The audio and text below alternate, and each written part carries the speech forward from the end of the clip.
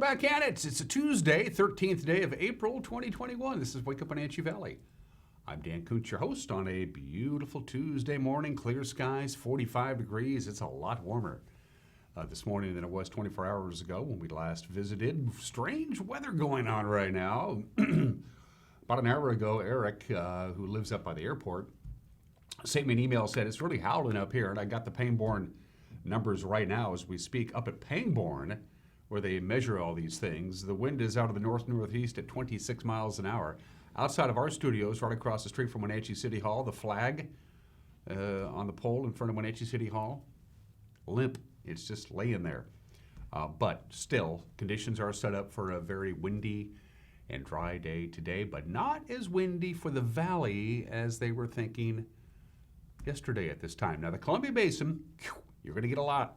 In fact, we got a blowing dust advisory. We don't see that too often, but they're going to have one out there in the Columbia Basin.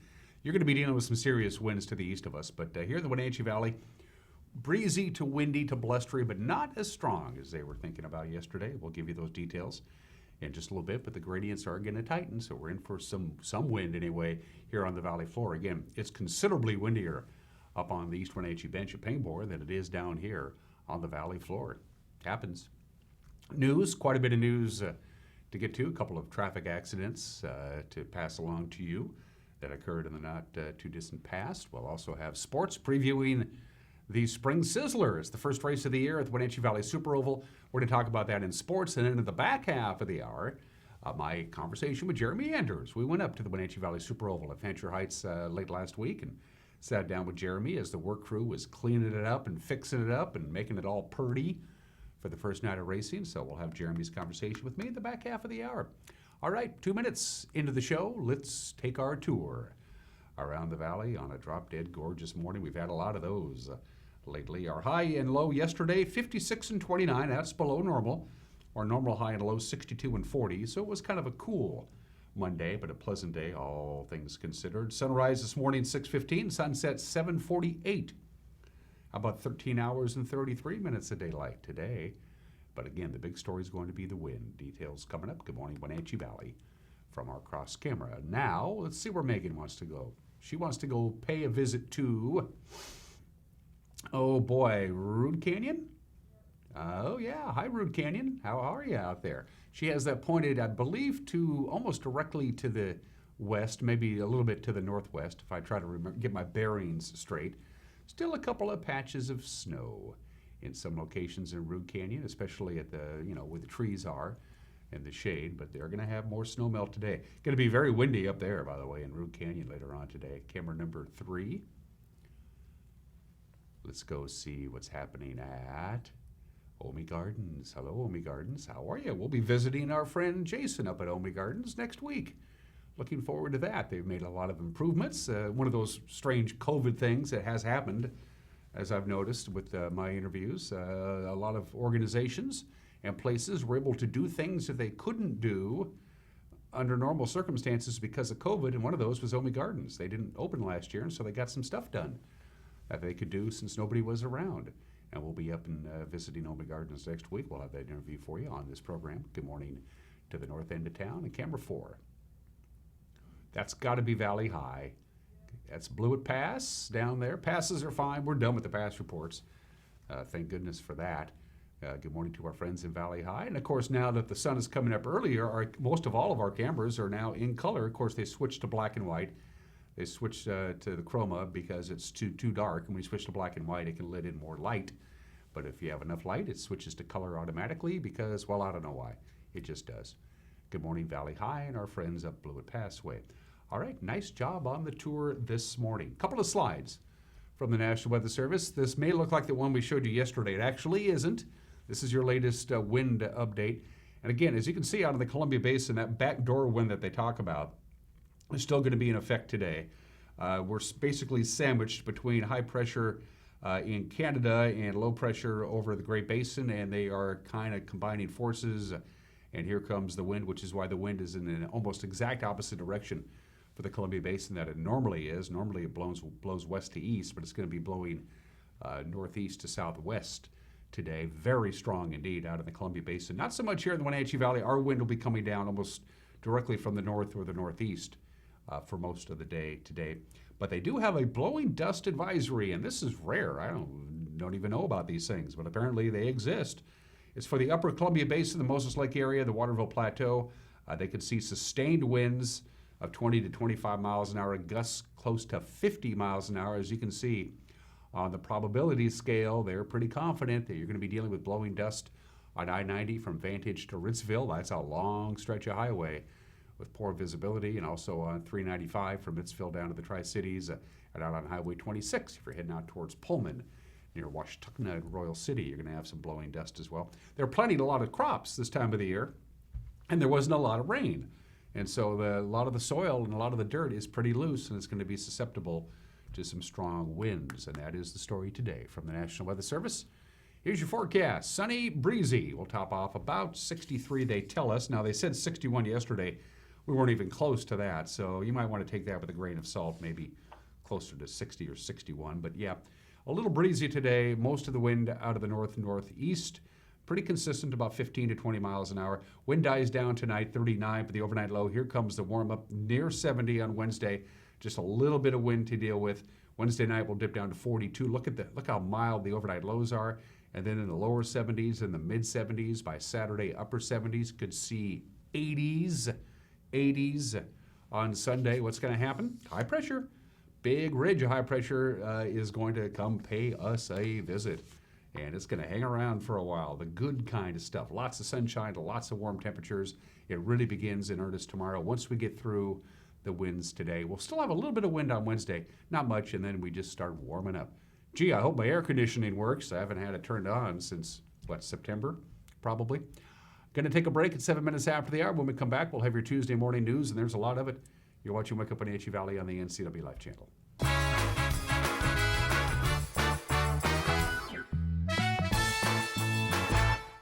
Crystal's Restaurant and Lounge in Leavenworth has a warm environment to enhance your dining experience. Serving breakfast, lunch, and dinner 7 days a week. Crystal's Intimate Lounge is a wonderful place to relax and dine with beautiful views of the mountains. Do you have a special occasion coming up? Call Crystal's to reserve their event space. Whether your event is grand, intimate, or casual, Crystal's provides unforgettable food and superb service. Crystal's Restaurant and Lounge, proud to be serving fabulous food and drinks. Is search engine optimization right for my business? Maybe. Studies show the first and second search results get 50% of all the clicks. But you have to fight national chains to get there. If the user has to scroll down to find you, tough luck. You could hide a dead body on page 2 and the whole zombie apocalypse on page 3. Or you could spend less and get an ad in the Impact Big Print phone book, giving local businesses a chance to shine. Impact Directories. Bigger print, better book.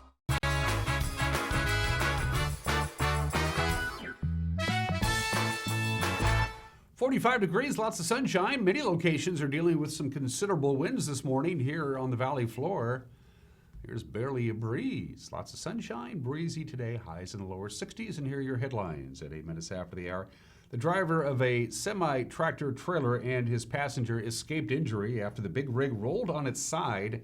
This happened last night near Trinidad. According to the Washington State Patrol, the semi and its trailer were traveling eastbound on Highway 28 about 8 p.m. when the semi left the roadway to the right, re-entered the highway, and crossed over to the opposite lane where it rolled on its side. The driver, 24-year-old Raciel Maquiera, was cited for wheels leaving the roadway, the westbound lane of the highway, and one of the two eastbound lanes were blocked for some time last night.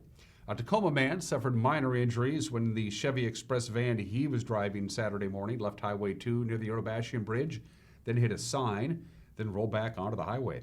Washington State Patrol Trooper John Bryant said 51-year-old Keith Browning was cited for wheels off the roadway and driving with a suspended license. The accident happened about 8:45 in the morning on Saturday on the Douglas County side of the bridge at Northwest Cascade Avenue. It blocked the right side of the highway. Browning was taken to Central Washington Hospital, where he was treated and released. The other occupants of the van were not injured.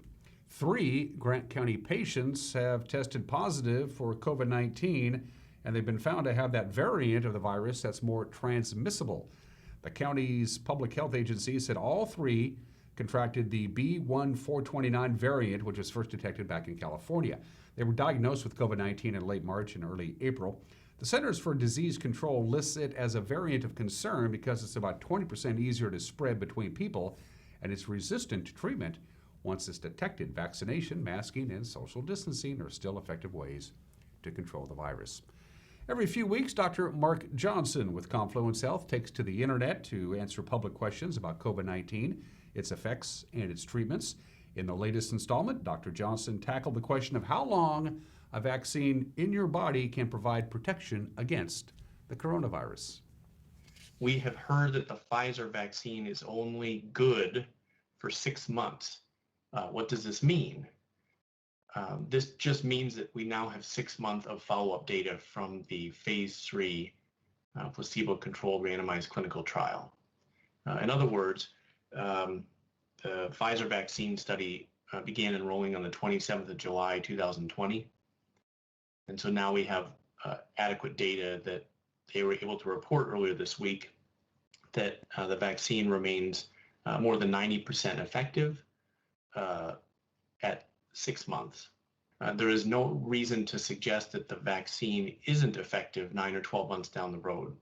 What is going to impact its efficacy in the future is whether we start to see SARS-CoV-2 viral variants become clinically significant and whether we start to see vaccine escape or vaccine breakthrough occurring.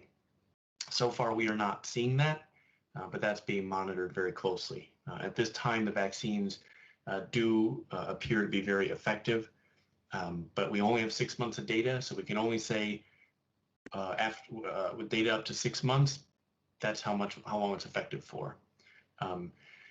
In a vacuum, without anything else going on, without the pandemic shifting under our feet, the immunologic profile of memory T cells that existed in patients in the dose-ranging phase 2 study for the Pfizer vaccine and Moderna vaccine would suggest that these vaccines would probably be effective for 2 or 3 years if it weren't for something changing. And that's why we have to keep abreast of the variants. And that's why it's critically important that for the time being, the vaccines appear to have retained their efficacy against the variants that currently exist in our country.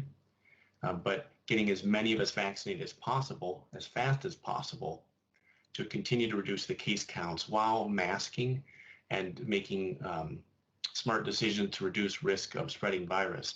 That's how we stay ahead of the variants. Douglas County Commissioners last week adopted an ordinance criminalizing possession of controlled substances within the county boundaries. It's the latest municipality to do so after the Washington State Supreme Court struck down the state's drug possession statute last month. The State v. Blake decision ruled that Washington's drug possession law violated both the state and federal constitutions because it penalized a person even if they possessed drugs unknowingly. Douglas County's resolution adopting the ordinance says the Supreme Court ruling has created, quote, a public emergency, end quote, for the county and reinstates drug possession as a gross misdemeanor. On the county books, the ordinance does not affect purchase or possession of cannabis from regulated shops and dispensaries. Similar ordinances have been adopted by Grant County and the city of Marysville. Public Lands Commissioner Hillary Franz has pushed her signature bill on wildfire funding through both houses of the Washington State Legislature. House Bill 1168 passed the Senate on Friday, winning a unanimous vote. It's a $125 million package that creates a secure annual funding stream for battling wildland fires, restoring healthy forests, and creating fire-safe communities. The bill comes on the heels of an historically destructive 2020 fire, which burned more than 812,000 acres and destroyed 298 homes. 12th District Senator Brad Hawkins spoke in praise of the legislation. Commissioner Franz has done an exceptional job of bringing just a huge amount of energy and enthusiasm to her position. And frankly, I believe she's transformed her agency. And for someone who represents North Central Washington, a district that has just been devastated by wildfire, I'm very excited about this legislation. I think it's a huge step forward, both on the proactive forest health side, but also on the fire suppression side. both things we need to invest in, and we're making a commitment as a legislature to do that in this bill. So I will be wholeheartedly voting yes.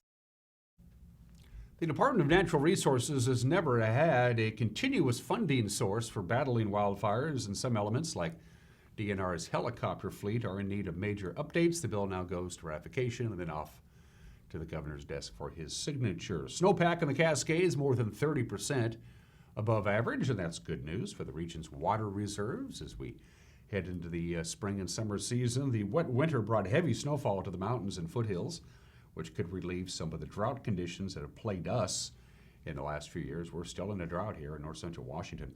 Mountain snow is crucial, of course, for water supply and irrigation, and it affects both river flows and how severe wildfires could be. And finally, a reminder, the Knaps Hill Tunnel will be closed tomorrow for their routine inspection on Highway 97A from 8 a.m. to 2 o'clock tomorrow. The Washington State Department of Transportation said the highway will be closed between mileposts 223 and 230. Traffic will be detoured onto the Navarre Cooley Road, so you can add about 20 minutes to your trip between Wenatchee and Chelan if you drive on the Chelan County side of the river.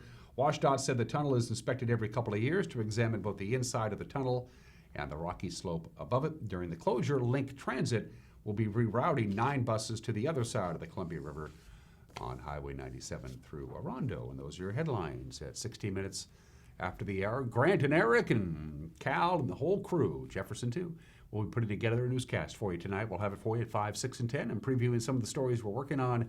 Here's Grant Olson. Thanks, and good morning, Dan. Coming up tonight on the NCW Life Evening News, a man has been charged with felony threat to kill charges after flashing a BB gun at people at BJ's in Rock Island.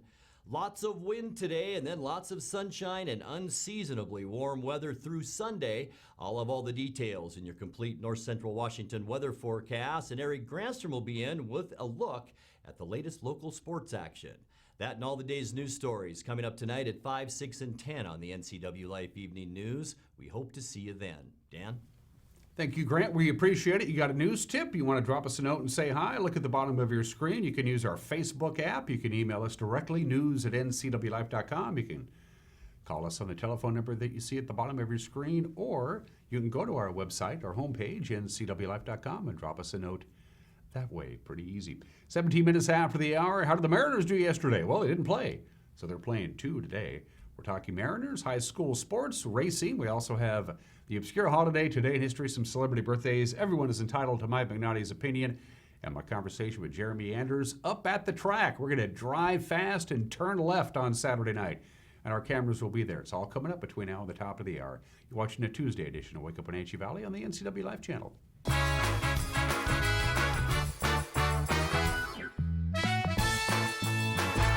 Contractors, furniture makers, and weekend do-it-yourselfers around north central Washington will tell you that Lombard's Hardwood Supply is the place to get what you need. Lombard's full millwork shop can handle jobs large or small. Lombard's has a full line of interior and exterior doors available, as well as custom barn doors. From alderwood to zebrawood and everything in between, it's Lombard's Hardwood Supply on School Street in Sunny Slope. Like us on Facebook and check out our monthly special.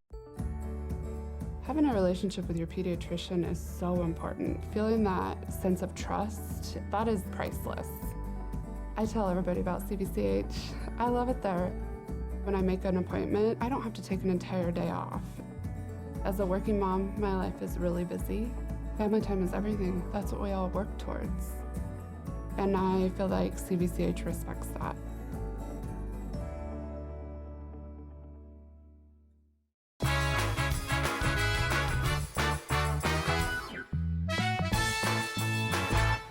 Minutes after the hour, sports rained out yesterday. No baseball between the Mariners and the Orioles, so today they're going to play 2 at Camden Yards in beautiful downtown Baltimore. The new rules that Major League Baseball implemented last season still in effect this year regarding doubleheaders, so both games will be 7 innings long.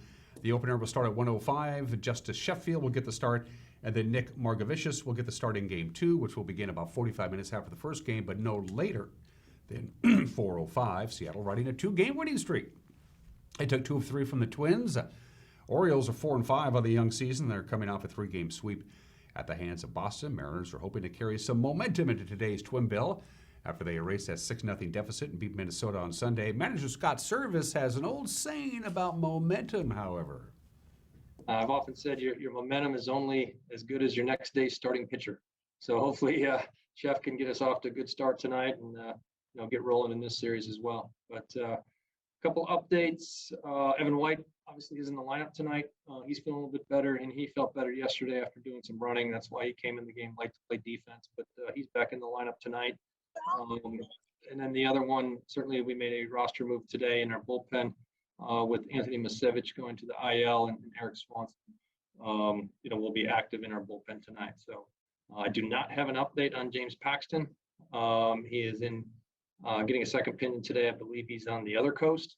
So we're a few hours ahead of him, and I have not heard anything out of that one yet. So hopefully that answers questions there. So the Mariners didn't play yesterday, but the rest of the division did. And, well, here's what happened. Tyler Glasnow, he struck out a career-high 14 over 7 2/3 innings. Tampa Bay 1-0 over the Rangers. Willie Adames scored the game's only run, solo home run of the 7th for the Rays. In Houston, Detroit's Grayson Greiner, Renato Nuez, and Akil Bato all homered. Tigers 6-2 over Houston. Mike Trout hit his 4th homer of the year.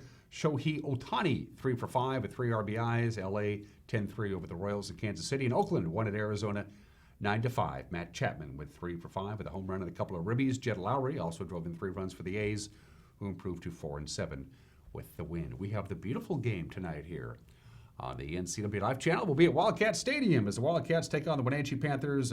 Boys soccer tonight. Eric Granstrom alongside Matt Wiesen with the call. Pregame 6:50, and they'll start playing soccer about 7 o'clock right here on the NCW Live channel. Also on the schedule today, Chelan travels to Omak. Brewster will host Wahluke at 4 o'clock. Cascade entertains Ephrata. Cashmere will see Quincy in town tonight at 7 o'clock. To the baseball diamond, Moses Lake visits Eastmont. Wenatchee's on the road at Chelan. Cascade travels to Okanagan. Omak hosts Quincy. Ephrata travels to Brewster. All those games start at 4:30. Prep fast pitch softball. They get going. Let's play. Wenatchee travels to Moses Lake at 4. Omak will host Cashmere. Quincy travels to Chelan.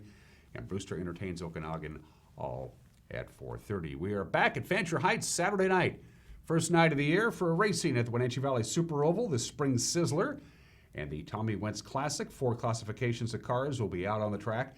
Saturday's opening night will feature the Dix Heating and Air Conditioning Thunder Cars, Holiday's Custom Muffler B-Mods, the Plum Perfect Roadrunners, and the Northwest Mini Stock Tour. Here's just a little teaser of what you may see come Saturday night. Winterberg put a lap on the 52. Uh-oh, we got 2 cars into each other in turn 3. Is fuming the 22 of Tyler Lahr. Hopefully there's no fluids coming out of the back of that thing here, but now he he's been there right in front of your leader. Look out! Oh, nice job of driving. And that yellow flag is going to come out. Dale Winterberg to not get entangled in the car sliding in front of him. Of course, it was Elam that won the heat race here earlier as he wants 3 wide. 3 wide in the turn 3. Doesn't always work. Not going to work. Look out, look out. Hey, we saved it. Great job there by Rocky Crocker. Trying to sweep the season here in the Holiday Custom Muffler. Bumped him and now trying to pass him. We might get him here. Got the spot, got the pass, got the lead. Chad Holiday.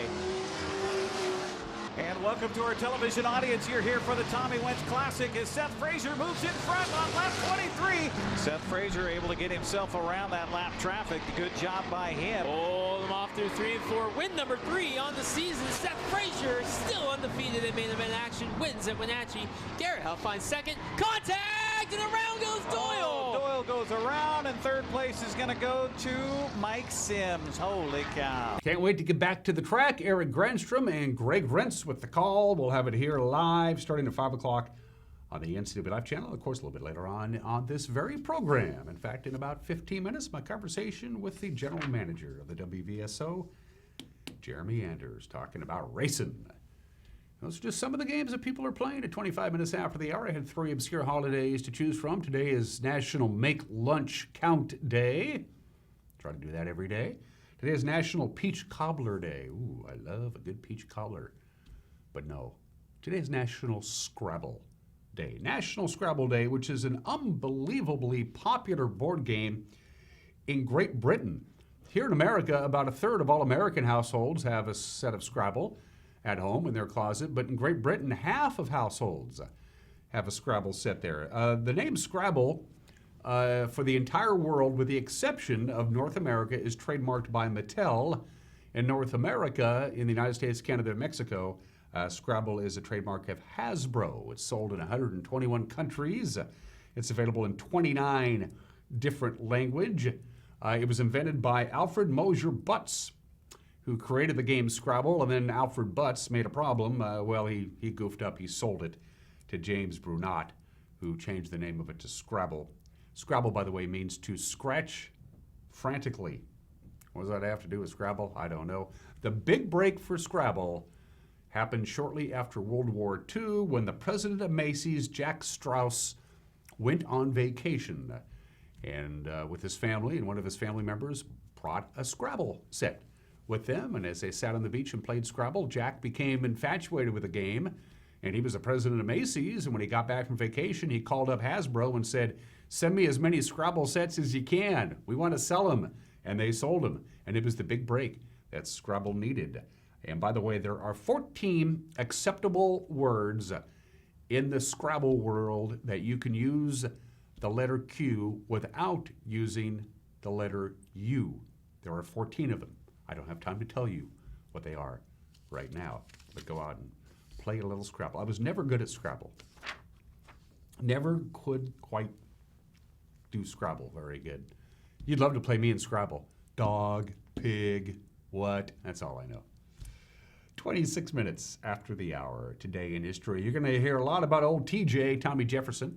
The Jefferson Memorial was dedicated on this date, April 13th, 1943, which was the 200th anniversary of the birth of President Thomas Jefferson. The land on which the Jefferson Memorial stands didn't exist until they built it. It was created by a landfill. They dredged a bunch of dirt and rocks and sand up from the Potomac River and created the land that it actually sits on.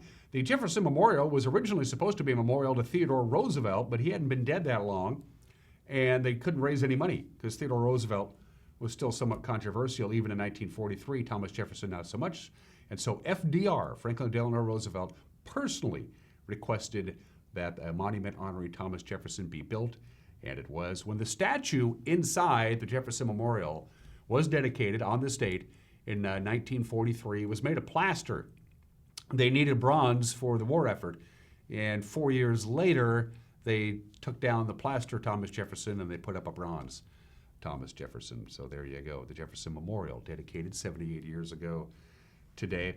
It's one thing to, undergo electroshock treatment, hypnosis, sensory deprivation, isolation, verbal abuse, sexual abuse. It's another thing when they do it to you without you knowing it. And on this date, 68 years ago today, April 13th, 1953, Allen Dulles, not one of the more pleasant CIA directors, launched Project MK Ultra, which was to basically give out LSD to people without knowing that they were getting LSD. So high doses of LSD, all kinds of psychoactive drugs, not just LSD. And they electroshocked people and they put them under hypnosis and they locked them in dark rooms for weeks on end. All kinds of different torture just to do it, I guess. I don't trust the CIA, and there's a good reason why. 68 years ago today, that project was green lighted. Baseball in the National League returns to New York City. April 13th, 1962, 59 years ago today, the expansion Mets played their first ever home game, a 4-3 loss to the Pirates at the Polo Grounds in Manhattan in New York City. Now, you would think the very first home game for the Mets would be a packed house. It was not. Only 12,447 people showed up to see the Mets play their very first home game on this date 59 years ago today. 51 years ago today, Houston, we have a problem. Apollo 13, an oxygen tank aboard Apollo 13, the service module oxygen tank exploded. The crew, of course, yikes, they were in danger. The Apollo command and service module got damaged pretty good, but spoiler alert, they figured it out. And they got back safely, although it was a pretty tense couple of days for the astronauts, as you might imagine. And that's a good movie, Apollo 13. I got to watch that again. I forgot how good a movie that is. Happy 45th birthday to the $2 bill. Told you, Thomas Jefferson. A lot going on today. It was on this date in 1976 during the bicentennial that the Treasury Department reintroduced the $2 bill on Thomas Jefferson's 233rd birthday. Still see them out there every once in a while, the $2 bill. Poor Thomas. George Washington gets the 1, and Abe gets the 5, and Andrew Jackson gets the 20, and, Grant gets the 50, and, you got Benjamin Franklin on the $100 bill, and Thomas Jefferson gets the 2. You can do better than that. And Tiger Woods won the Masters on this date 24 years ago today, becoming the youngest golfer still to win the Masters tournament. 24 years ago today, April 13th, 1997. I remember it well. Birthdays. Have we mentioned Thomas Jefferson yet this morning? We have? Okay. There's TJ. Thomas Jefferson, the 3rd president of the United States, born in the state in 1743, died on the 4th of July, 1826, at the age of 83. He wrote the Declaration of Independence when he was 33 years old. That ain't bad. That's pretty darn good. What do you do after that? Well, you become president, of course, and you found the University of Virginia, and you do some other stuff as well. He pretty much wrote the Declaration of Independence. He didn't like being edited. He wrote the Declaration of Independence. He gave it to the other folks to take a look at it, the other members of the committee. And they got out their red pen, and they said, well, this here, move this here. And then Thomas Jefferson said, I don't like to be edited. Well, by the way, he wrote his own epitaph on his tombstone, and it makes no mention of his presidency. It mentions that he was the founder of the University of Virginia and that he wrote the Declaration of Independence. It says nothing about his presidency on his tombstone. Thomas Jefferson, born in the state in 1743. The guy who was always running for office, Harold Stassen, started out great as the governor of Minnesota. He was the wonderkind. He was the governor of Minnesota from 1939 to 1943. And Harold Stassen was born in the state in 1907. And then he decided just to keep running for office and losing. He ran unsuccessfully for the governor of Pennsylvania twice. He ran for the mayor of Philadelphia. He lost. He ran for the United States Senate. He lost. He ran for the United States Senate again, and he lost. So he ran for the United States House of Representatives, and he lost. So he ran for the governor of Minnesota again, and lost. And he ran for the presidency and lost as the Republican nominee in 1944, 1948, 1952, 1964, 1968, 1976, 1980, 1988, and 1992. He became somewhat of a political joke. Harold Stassen, born in the state in 1907. The Reverend Al Green, oh man, let's stay together, so tired of being alone. Take me to the river, I'm still in love with you. The great Reverend Al Green, he belongs on everybody's turntable every once in a while. Happy birthday, Al, good to see you. He's 75, and I don't know about you, I love the trampoline. And of course, trampolining is now an Olympic sport, and the reigning gold medalist in the Olympic trampoline celebrates birthday number 32 today. Happy 32nd birthday to Dong Dong. Dong Dong, the great Olympic gold medal winning trampolinist. Happy birthday, Dong Dong. 34 minutes after the hour, Mike McNally's got an opinion that we're heading up to Fancher Heights, talking racing with Jeremy Anders. My visit with Jeremy, the general manager of the WVSO, coming up. You're watching Wake Up Wenatchee Valley on the NCW Live channel.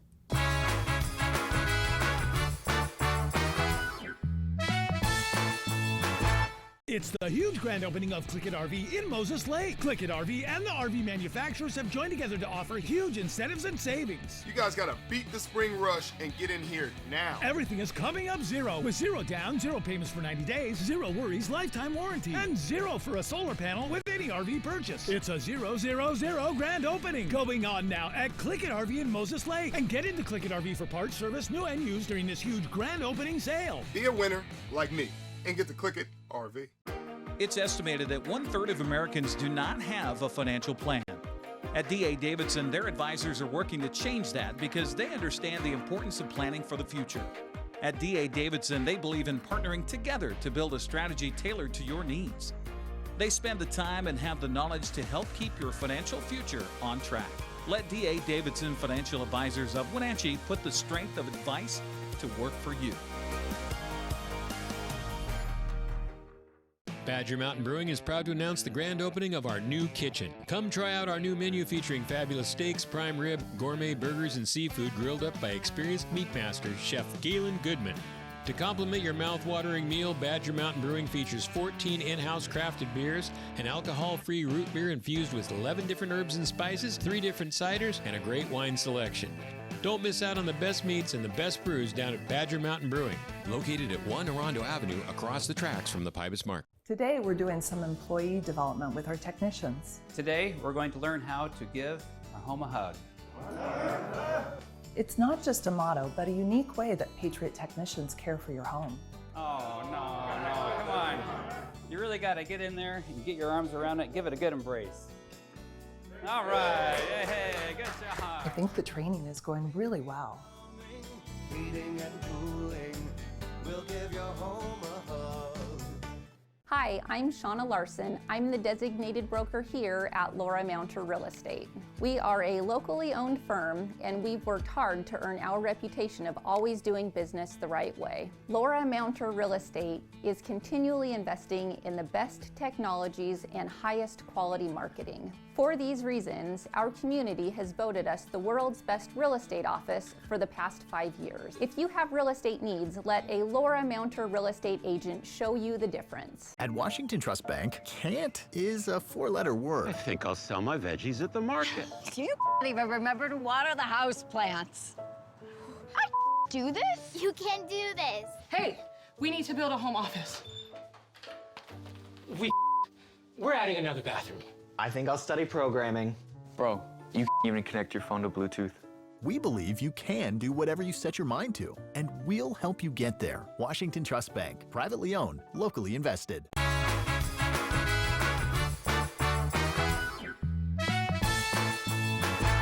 Hey, this is Mike Mad Dog McNaughty, and everybody is entitled to my opinion. You know, well, we've been wrong about heaven and hell. I realize that we've been taught about these places. It's really screwed up. First of all, hell isn't hot. No, it's not. I mean, you're supposed to be miserable there, right? So instead of being hot, hell must be colder than a well digger's butt with slush, ice, and terminally cold, wet feet. And heaven is supposed to be paradise, right? A place where you're both really comfortable, happy, and thrilled to be there. Okay. So heaven has got to be a place where it's warm, with warm salt water, cold beer, and garlic shrimp. But you know what else is going to be in heaven? Roller coasters, yes! Wild, crazy, upside down and corkscrew roller coasters with never a line you have to wait in. Yeah, that's what I'm talking about. Heaven. This is Mike Mad Dog McNaughty, and that is my opinion.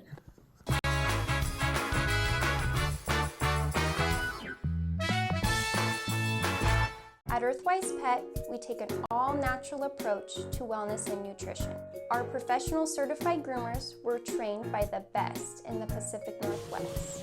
Our staff here at Earthwise Pet are all certified in pet nutrition. We are here to help you select the perfect food, supplement, and anything else you may need to make sure your pet is living its best and most healthy life. Earthwise Pet, Nutrition Center and Wellness Spa.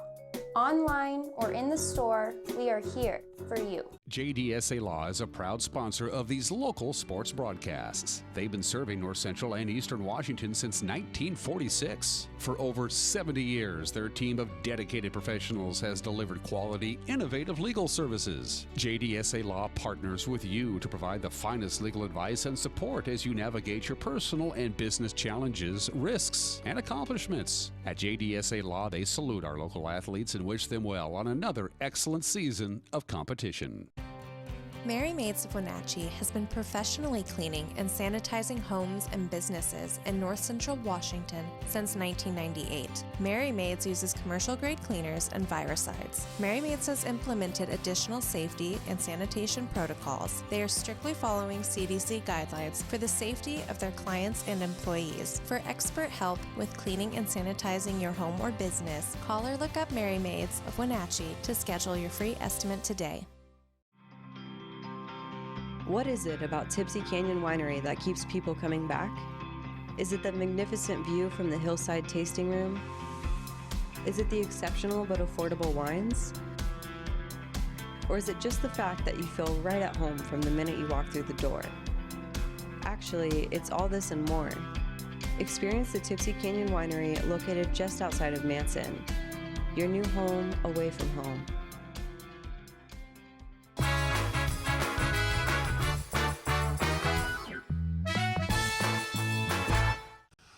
Welcome back to Wake Up Wenatchee Valley. We are here at Wenatchee Valley's Super Oval.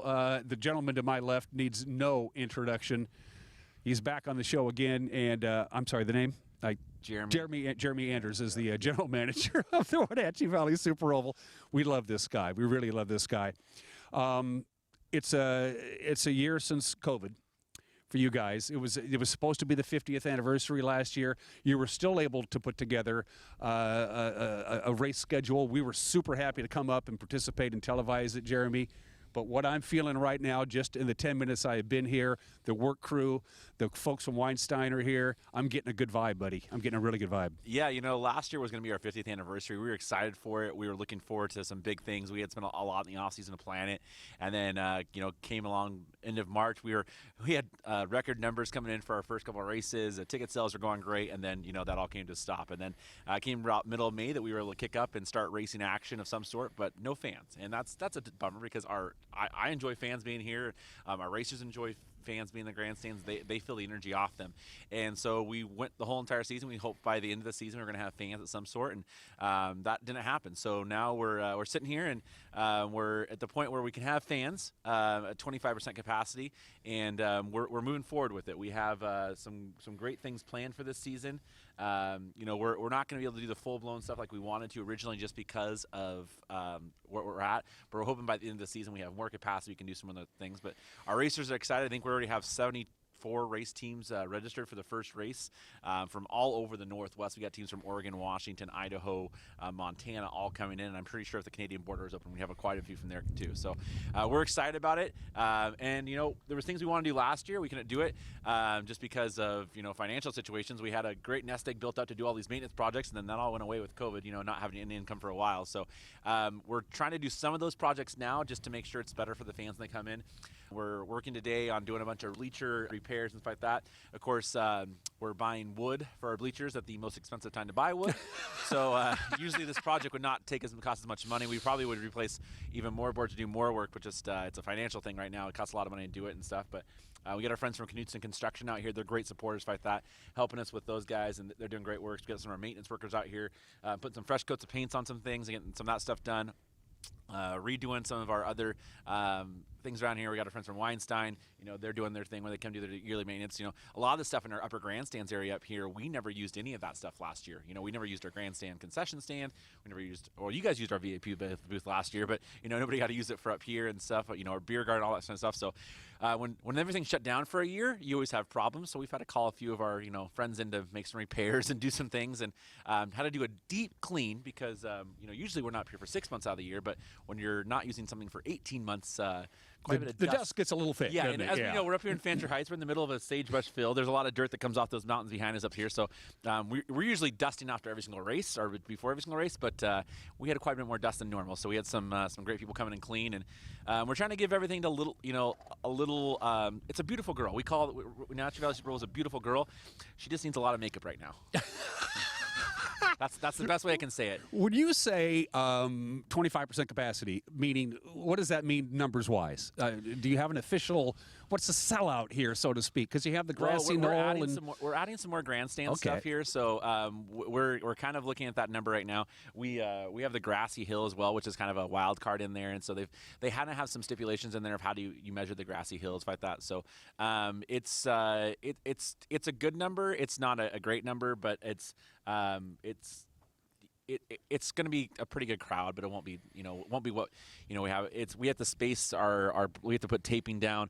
I mean, that's the other thing that people don't realize when like, oh yeah, you got to do this, but then you got to go spend. I think we spent about $600 and all the extra stuff just for the grandstands, just to put down the taping and the stuff you have to do to space people out and stuff. And that's just that's 30 tickets I got to sell just to pay for that. So there's more income that you have to spend on these things here. It's like I know that I can kind of see why a lot of businesses had a battle. Like, well, gosh, I'd like to open my business, but I'm gonna have to spend this much money right off the bat just to get stuff done. So I understand the reasons behind it, but it's kind of frustrating. So It'll be a good crowd. We're actually like I said, we're trying to add a few more grandstands. We have our area down in turn 4, which we're going to allow to have kind of open seating. People can bring their lawn chairs like that in. We actually built have a temporary spotter stand. Usually we have our spotters in the grandstands, but our friends from Midland Trucking brought us in a truck, so we're going to kind of build that up and have spotters oversee the track and stuff. So that'll allow more people to be in the grandstands. If we can pull areas where we usually use seating areas for spotters, that actually allows another 40 people to sit down. So.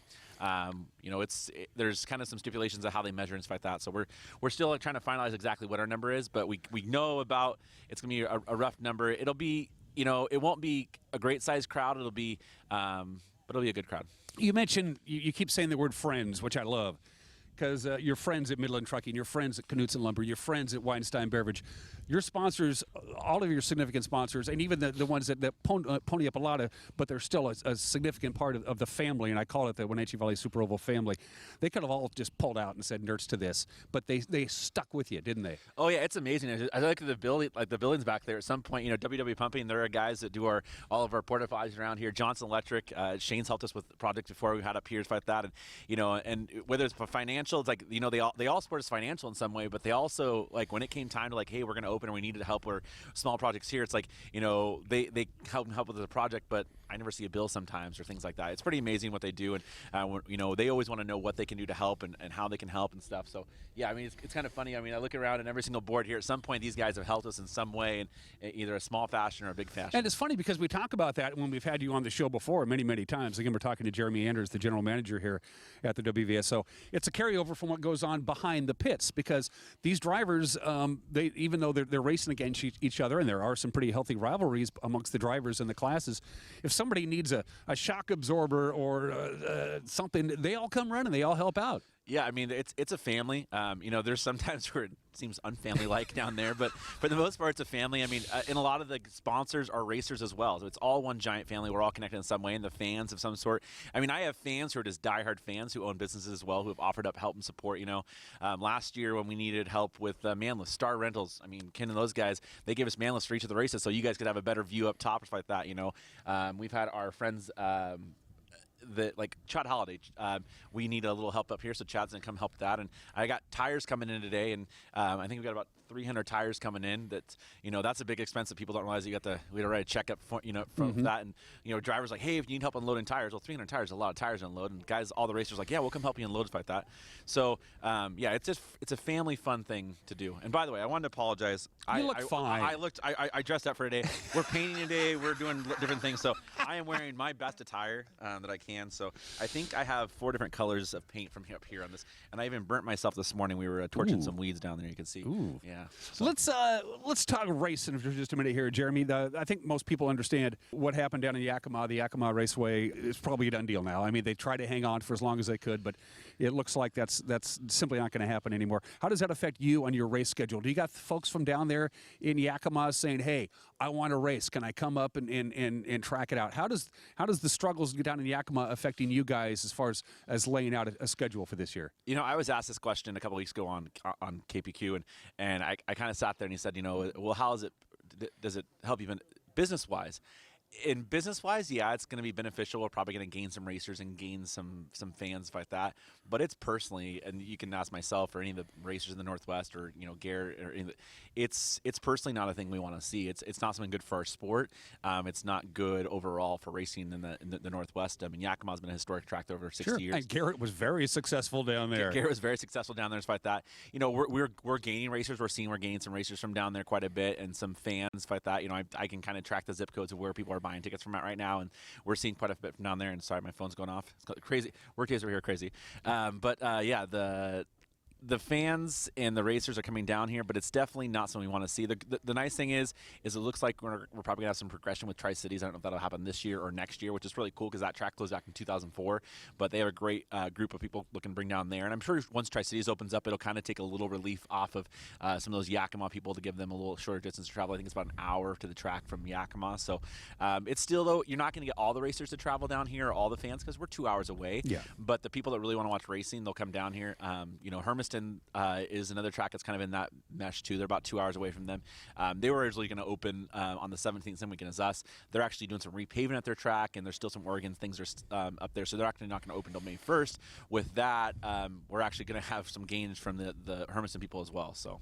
Yeah. We're going to be here on the 17th for the Spring Sizzler, the first race of the year. And outside of that, from what I looked, you have pretty much a full slate.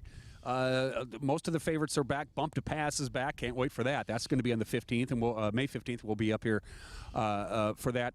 Any particular race that you didn't get to do last year that you can't wait to do this year? There's two that I'm really hoping for. One, I think we have pretty good control that we can get it done for sure, is our boat race. Our boat race is really exciting. It's always a fan favorite. Bump to Pass early in the day, and then we do boat race at the end. The other one that I'm really hoping for, and it really depends on the Canadian border, is our truck race. Our truck race is our biggest crowd of the year. It's a very big financial beneficial for the track, beneficial for the truckers as well, and fans love it. It's a crazy one. You know, we get 12, 13 full-size semi-trucks out here. On a quarter-mile track. On a quarter mile. I mean, at a certain point, it gets really the smoke is so heavy you can't see anything out there. The unfortunate thing about that is, of their trucks, only one of them is based in the United States. They're all up in Canada, Calgary, or Victoria or Vancouver, things like that. So if the border doesn't open, you know, by the end of June, then we may have to lose that one, or we're going to try to look to reschedule later in the year. But the border being, it's one of the sports probably that has the most transition back and forth between the U.S. and Canada is auto racing. I mean, there's some teams that got around it because they were in the quarantines like that, but that's if you're going for a big race, you know. But we have a lot of sprint car drivers that come down. That's really a big open wheel back and forth. We have legend drivers that go back and forth. So hopefully that opens back up, because it'll really make racing better for both us down here and them up there as well. One last question for Jeremy Anders before we cut you loose, because I know you got to go back to burning yourself apparently. A viewer asked me this, and so I didn't have the answer, so I'm going to ask you. He has a young son and a daughter, for that matter. I think they're 7 and 8. They're kind of into racing. They're liking it, but they don't have any family tradition in racing. The family really doesn't know anything about it. I equate it with like hunting and fishing. If you went hunting and fishing with your dad, or your uncle, or your grandpa, it kind of carries over in a generational thing. You don't want to send me on like hunting or fishing. No. Or fishing I can do. Hunting I cannot do. No, you cannot do. So the question that they asked me, said, how do I get my kid? I said, I don't know anything about racing, but they're really curious about it, and they think they might want to get involved in racing here. How do you? Is there like what I did with some of the younger hunters in my family, because I don't hunt or fish? I just sent them off to the Wenatchee, to the Sportsman's Club, and they just took it from there. They're professionals. They're well-respected people. How do you get the younger kids who have absolutely no history of racing in their family, getting them involved? What's the starter steps for parents out there who think that Johnny or Jane might enjoy getting behind the wheel and racing? Well, we can get them started as young as we need to in racing. That's the nice thing about that sport is, you know, you can find people racing as young as 4 years old in karts, all the way up to, you know, we had a racer here last year who was 78 years old. So actually, in our normal year, when we have the vintage guys here, we're going to be in the 80s as well. So it's a sport you can do your whole entire life.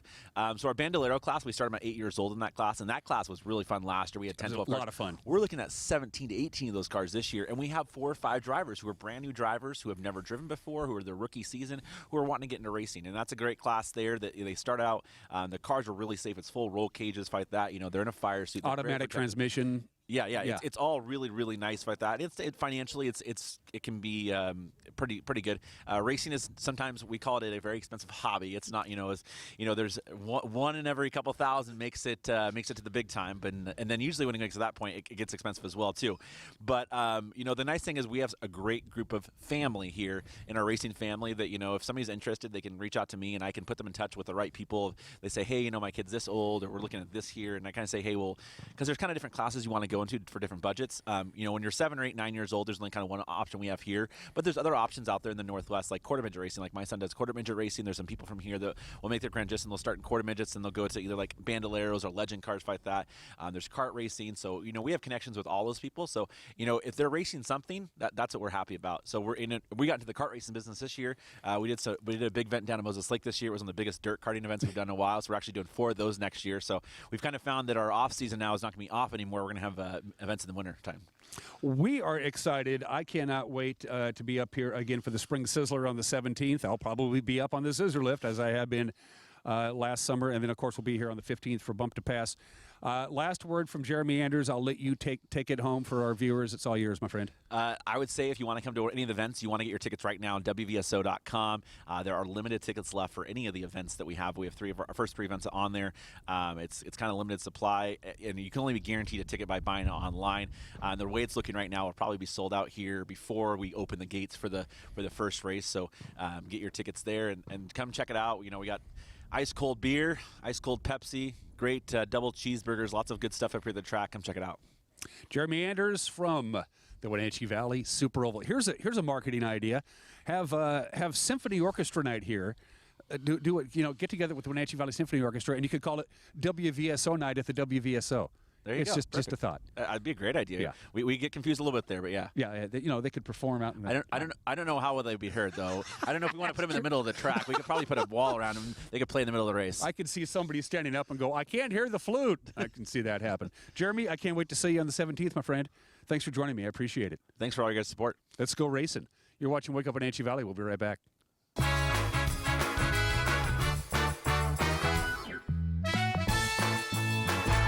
My name is Brian Thorpe.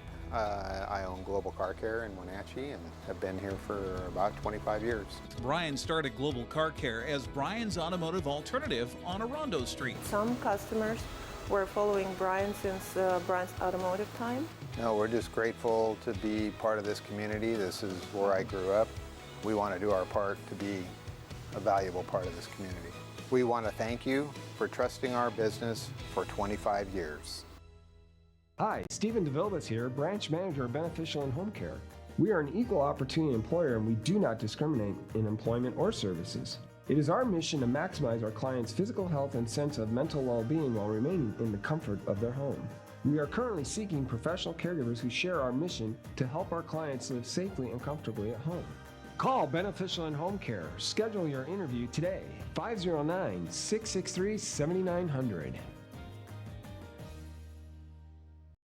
When you think of Doghouse Motorsports, you might think of motorcycles, but there's a lot more in this house. How about Honda power equipment? From snowblowers to lawnmowers to generators and even water pumps, Honda is the brand that sets the standards. Perhaps you need an ATV or UTV. The Doghouse has the largest selection anywhere. Did we mention watercraft and snowmobiles? And of course, we have motorcycles too. Back it up with terrific customer service and you have Wenatchee's best motorsports store 5 years running. Isn't it time for you to be in the Doghouse? Highlander Grill and Golf Course is known as one of the finest wedding venues in the Wenatchee area. You do not have to be a member to come to Highlander. Highlander Golf Course offers a first-class backdrop for your wedding day. Our friendly professional staff will ensure your wedding and reception is picture perfect, from every moment leading up to the I-do's to when the lights go down at the end of your reception.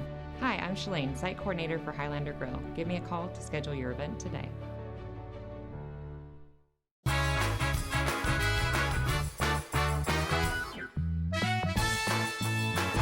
It is a clear 45 degrees, but a tad on the blustery side. The wind has worked its way down here to the valley floor, and that's the big weather story today. Going to be windy. These are your peak wind gusts. This is not sustained winds. Here for the Wenatchee Valley, the wind will be out of the north-northeast.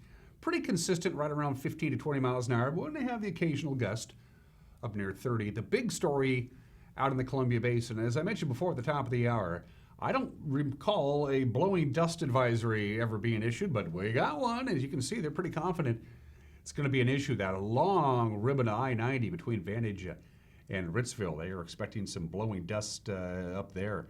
The Moses Lake area, the Waterville Plateau, Highway 395 between Ritzville and the Tri-Cities, and out there on Highway 26, Washtenaw, Royal City, Othello. You could all be dealing with some blowing dust because, well, they plowed up a bunch of fields and they're planting all those things, the onions and taters and what have you, and there's not a lot of moisture in the soil, so there's nothing really to hold the soil and the dirt to the ground. And when you have those strong winds, that's what's going to be happening. So there's a big high-pressure ridge in Montana, and it's moving towards us, and there's a low-pressure ridge in Nevada that's moving towards us, and they're going to collide. Now, the high-pressure ridge is going to win this battle, but it's going to tighten up those gradients, which is why we're going to have wind all day today from the National Weather Service. Here we go. High of about 63, they tell us. I'm thinking it's going to be a couple of degrees cooler than that. And again, a consistent wind about 15 to 20 miles an hour out of the north-northeast. A little breezy still tonight, 39 for the overnight low. A little bit of leftover wind on Wednesday, but not much, not nearly as windy tomorrow as we're going to have today. As you can see, we're going to warm up to the upper 60s to near 70, then mid-70s, and then high pressure is our friend, sunny and warm for the weekend. And that's it for us. Have a great Tuesday. We'll see you tomorrow. Take care. Bye-bye.